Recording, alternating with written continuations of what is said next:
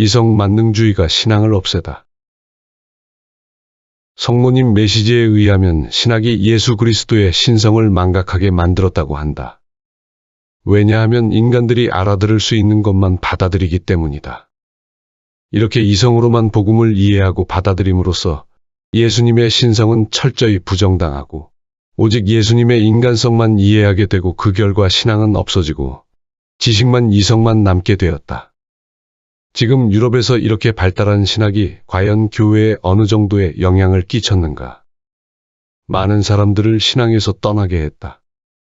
신학의 발달이 신자들에게 신앙심을 굳건하게 해주고 교회를 튼튼하게 해주는 것이 아니라 신자들에게는 신앙심을 잃게 하고 교회는 쇠퇴하게 만든 원인이었다고 한다.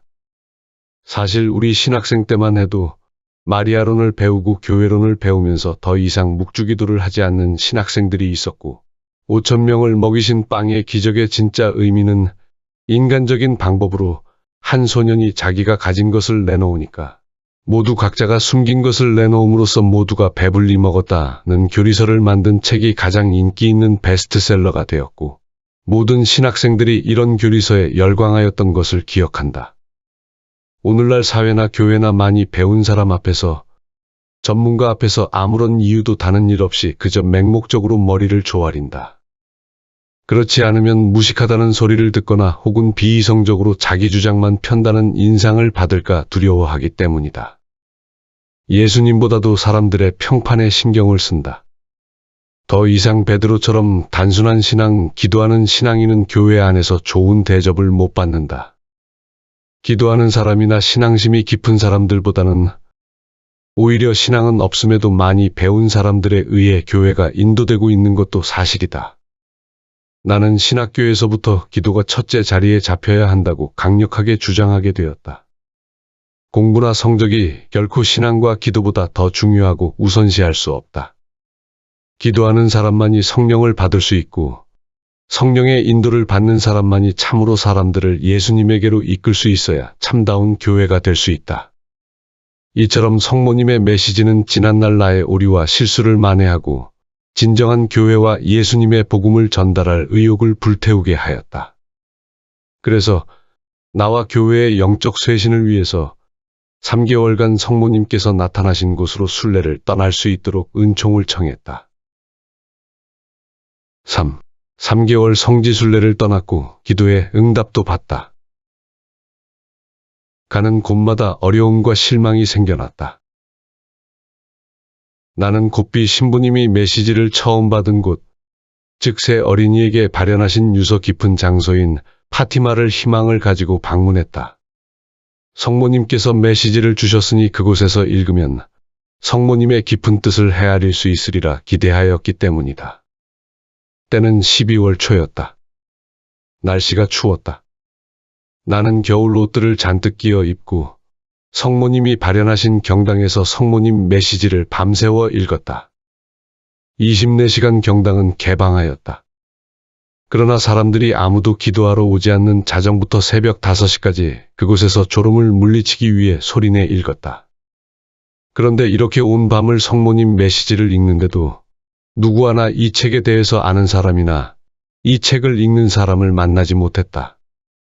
오히려 마지막 밤에는 어떤 한 무리의 사람들로부터 이 책을 읽는 것에 시비를 받아서 크게 공경을 치를 위험을 겪기도 하였다. 성모님께서 메시지를 주신 장소에서 성모님의 메시지를 읽음에도 불구하고 사람들로부터 지극히 사랑하는 아들 사제들에게 책이 의심받고 신변의 공격을 받을 만큼 철저하게 마리아 사제 운동이 시들어가고 있는 현실이 참으로 안타까울 따름이었다. 파티마에서 거의 한 달을 지내고 나는 성모님이 베네딕트 성녀에게 나타난 루르드의 마사비엘 동굴로 갔다. 루르드는 파티마보다 훨씬 추웠다. 그곳은 날씨가 너무 추워서 밤 10시까지만 성지를 개방했다. 나는 이곳에서도 매일 10시간 이상씩 성모님 메시지 책을 성당에서 발현 장소에서 읽었지만 딱 한 사람만 이 책에 대해서 반갑게 맞이해 주었을 뿐 그렇게 많은 성당에서도 도서관이나 성물방에서도 이 책을 발견하지 못했고 이 책을 읽는 사람 단 한 사람만 만났다. 이곳에서 추운 날 책을 읽다가 갑자기 감기에 걸렸다. 더 이상 책을 읽을 수 없었고 꼼짝없이 침대에 누워서 하루를 보내야 했다. 나는 성모님께서 다시 힘을 주지 않으시면 나는 내가 서운한 것을 미련 없이 포기하리라 마음먹었다. 그것은 내 탓이 아니라 건강 때문에 어쩔 수 없는 선택이었다. 책을 더 이상 읽을 수 없다면 남은 시간을 좀 더 자유롭게 순례를 할 수 있는 기회가 생기기 때문에 내 편에서는 오히려 더 좋은 시간이기도 하였다. 그런데 딱 하루 모든 것을 성모님께 맡기고 침대에 누워 편하게 쉬었더니 다음날 감기가 완전히 떨어지게 되었다. 그래서 나는 다시 매일 10시간씩 책 읽기가 계속되었다. 나는 이곳에서 일정을 마치고 이탈리아로 갔다. 루르드에서 약속한 책을 다 읽고 나는 곧비 신부님의 유해가 있는 곳으로 순례를 할 예정이었다. 그런데 이탈리아에서의 순례는 가장 큰 실망이었다. 책에서 나오는 대로 사무실이 있으리라고 생각되는 밀라노로 갔는데 사무실이 있다는 곳은 문이 굳게 잠겨 있었다. 나는 다음날 다시 왔다. 이번에는 사무실에서 일하는 사람을 만날 수 있었다. 그런데 그 사람은 마리아 사제 운동과 전혀 관계없었다. 오히려 마리아 사제 운동에서 책이 잘못 인쇄되었다고 얘기해 주었다. 분명히 책에서는 바로 이 장소에 마리아 사제 운동의 국제본부가 있다고 했는데 이것이 잘못된 것이라니 마리아 사제 운동은 유령단체가 되어버린 것이다. 그러면서 다른 주소를 가르쳐 주었다. 나는 밀라노에서 코모라는 곳으로 갔다. 코모라는 도시에 도착하여 가르쳐준 주소대로 찾아갔더니 이번에는 사무실 자체가 아예 없고 성당만 있었다. 성당은 문이 굳게 잠겨 있었다. 나는 그 다음에 다시 몇 번 더 방문하였지만 아무런 사람도 만나지 못했다. 한국에서 곧비 신부님의 유해를 보기 위해서 왔는데 허탕을 치고 그냥 돌아간다고 생각하니 맥이 쭉 빠졌다. 나는 미국 마리아 사제 운동의 홈페이지를 통해서 신부님의 유해가 코모에서 떨어진 동고라는 곳에 있다는 사실을 발견하였다. 그곳에는 틀림없이 유해가 있으리라고 생각하고 호수를 둘러싼 아름다운 풍경을 바라보면서 유서 깊은 눈물의 성모성당에 들어섰다. 이곳이나 아니면 이곳 가까운 어느 곳에 틀림없이 신부님이 묻혔으리라 의심하지 않았는데 결과는 정반대였다. 그 성당은 프란치스칸 수도회가 맡고 있는데 전혀 곧비 신부에 대해서 아는 바 없다고 이런지하에 거절하고 더 이상 말조차 꺼내지 못하게 문전박대하였다. 당시에는 곧비 신부님의 나라 이태리에서 마리아 사제 운동이 이렇게 자취를 감추고 있는 것에 크게 실망했고 나 역시 이 책 때문에 어떤 부끄러운 일을 당하지 않을까 염려했던 것이 사실이다. 그러나 지금 돌이켜보면 신부님의 유해를 더 이상 찾지 않게 된 것이 순례를 더욱 알차게 보낼 수 있게 되었다.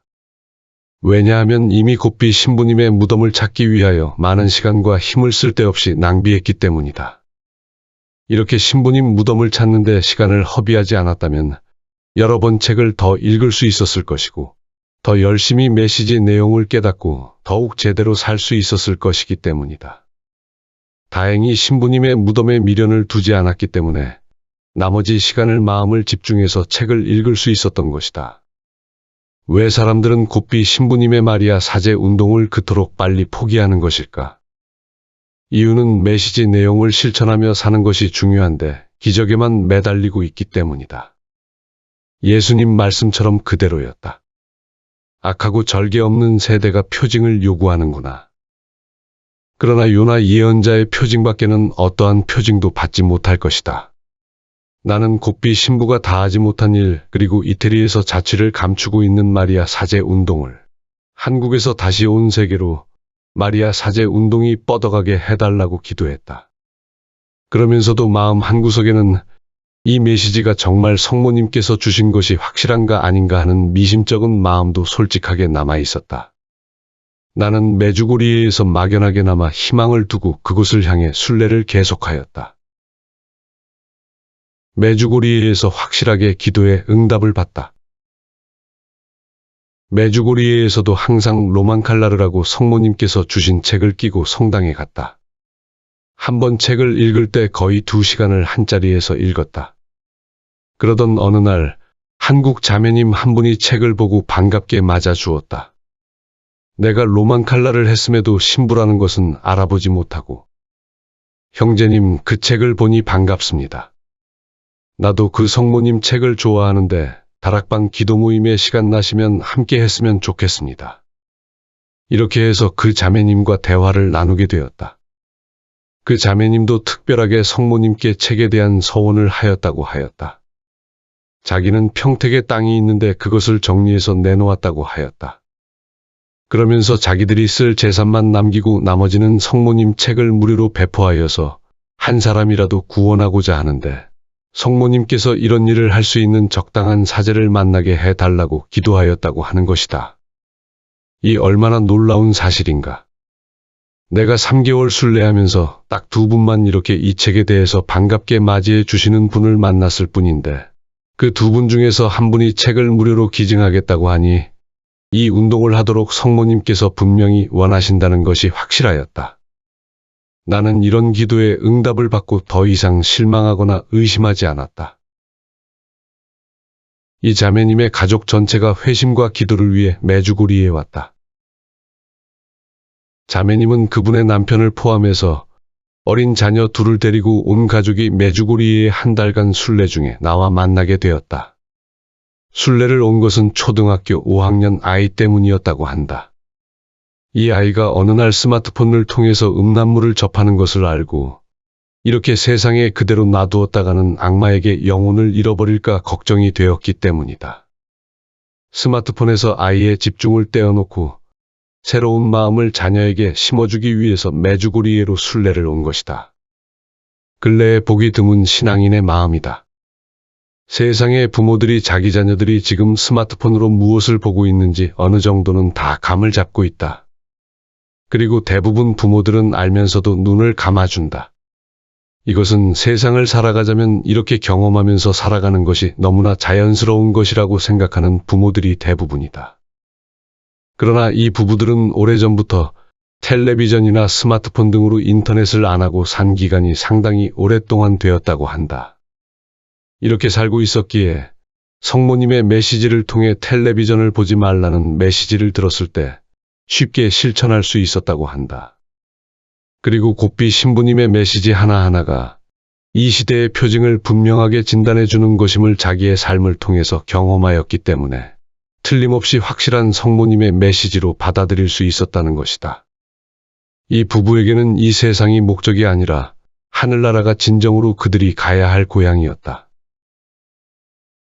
불순결의 영상은 우리 영혼에 얼마나 해로운가. 나쁜 영상은 얼마나 우리의 영혼을 해롭게 하고 마음을 흔들리게 하는가. 오늘날 얼마나 많은 곳에서 악한 영상들 때문에 남녀노소를 불문하고 불순결의 죄를 짓고 있는가. 그들은 이런 영상이 악하다는 것도 죄라는 것도 전혀 인정하지 않으면서 자신과 자녀들의 영혼을 죄 속의 악마에게 맡기며 살아간다. 메주고리에 있는 동안 둘째 아이를 잠깐 동안이나마 잃어버렸다. 분명히 온 식구가 3살 된 어린아이를 항상 지켜보고 있었는데 5분도 채 되지 않은 상태에서 아이가 사라졌던 것이다.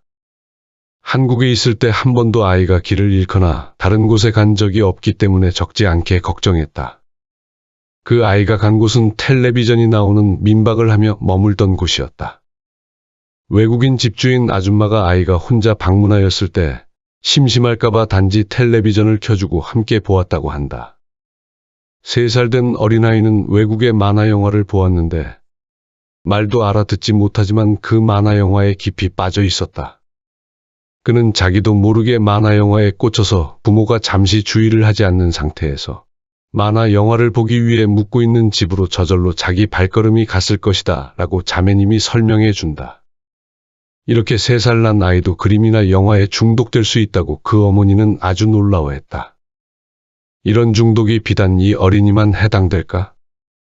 성모님 메시지처럼 이죄스런 세대 때문에 죄 없는 어린아이들이 모두 영화의 그림의 쾌락과 육적인 것의 노예가 되어 한평생 그 무거운 짐에 짓눌리고 있다. 어떻게 해야 우리는 어렸을 때부터 오염된 우리 안에 있는 이런 악의 영향 혹은 사탄의 지배에서 벗어날 수 있을까? 우리는 날마다 구마의식이 필요하다. 우리 모두가 악의 세력에 사로잡혀 있기 때문이다. 사탄의 세력에서 벗어날 수 있는 길은 기도뿐이다. 성체 안에 계신 예수님뿐이시다. 우리를 중재하시는 성모님의 보호에 의탁해야만 한다. 이것이 성모님께서 주시는 중요한 메시지이다. 나도 이들 부모도 이 메시지가 이 시대를 구원할 강력한 말씀이고 구원의 방법임을 알았기에 함께 순례를 왔고 함께 이 메시지를 온 힘을 다해 전하겠다고 약속했고 성모님은 뜻을 함께하는 사람을 하나로 모이게 해주었던 것이다. 성체 있는 곳에서 여행을 마무리 짓다. 3개월 동안 순례하면서 성경을 깊이 이해할 수 있었다. 성서에 보면 안나라는 예언자가 나온다. 나이가 매우 많은 이 여자는 혼인하여 남편과 7해를 살고서는 84살이 되도록 과부로 지냈다.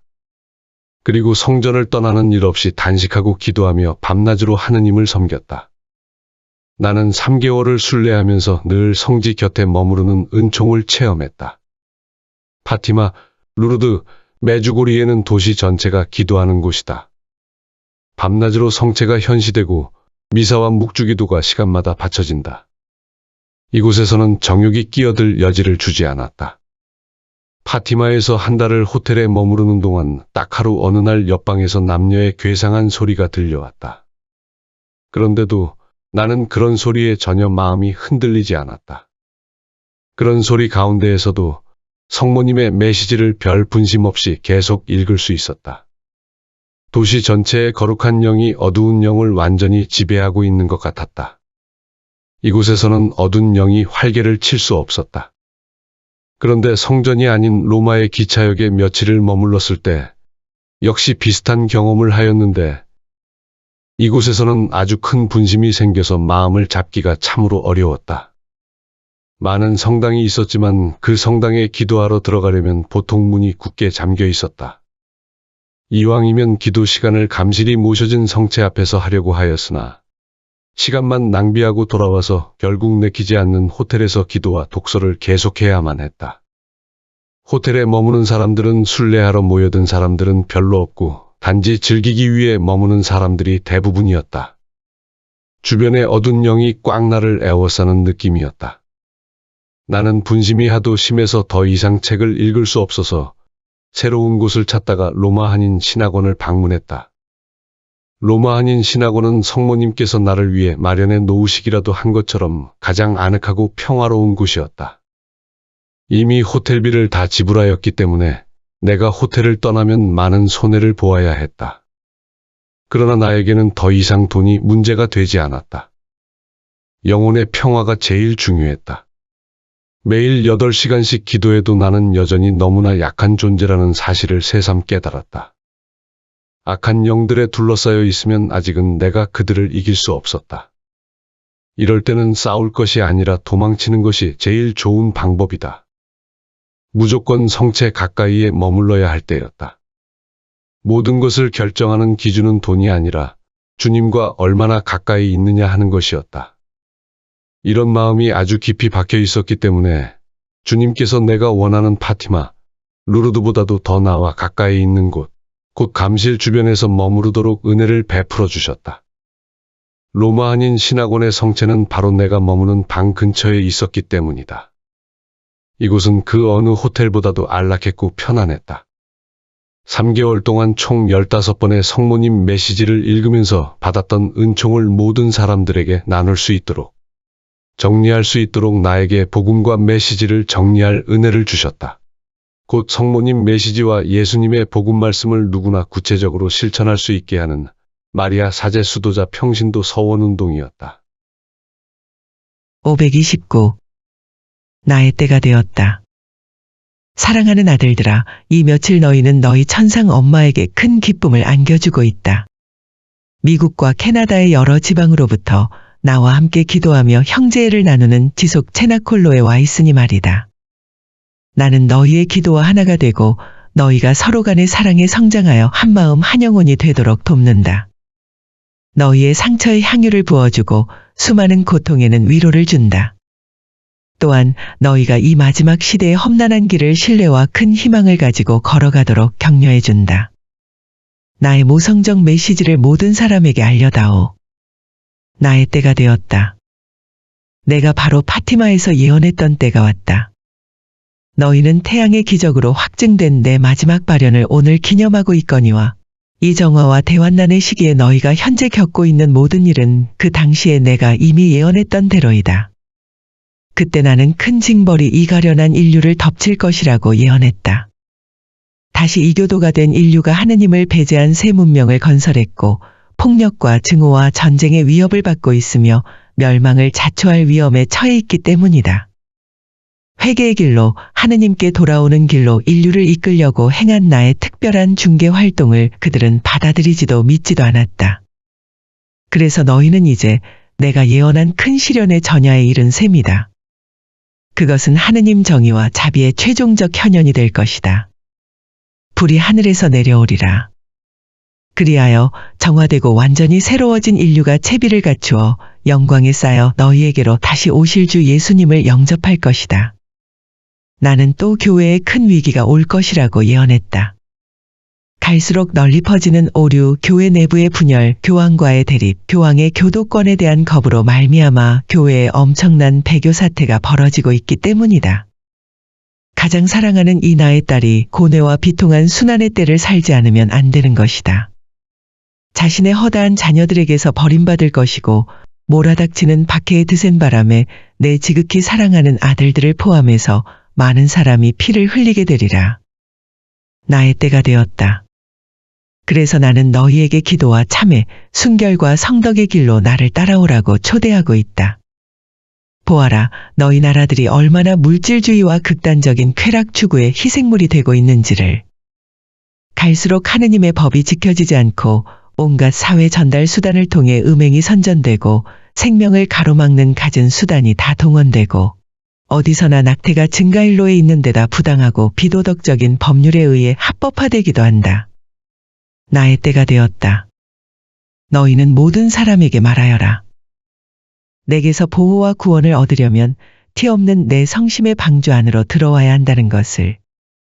그러니 체나콜로 기도회가 사제들 사이에 어린이 및 청소년 사이에 퍼지게 하고 특히 가정 체나콜로 수가 불어나게 하여라. 이 체나콜로가 열리고 있는 동안 캐나다와 미국에서 매우 많은 응답을 받았기에 내게 위로가 되었다. 사제와 평신도가 이처럼 많이 참여한 적은 없었으니 말이다. 어디서든지 내 작은 자녀들에게서 아낌없는 응답을 받고 있기에 큰 시련의 시기에는 너희를 구원하기 위해 내가 개입할 것을 약속한다.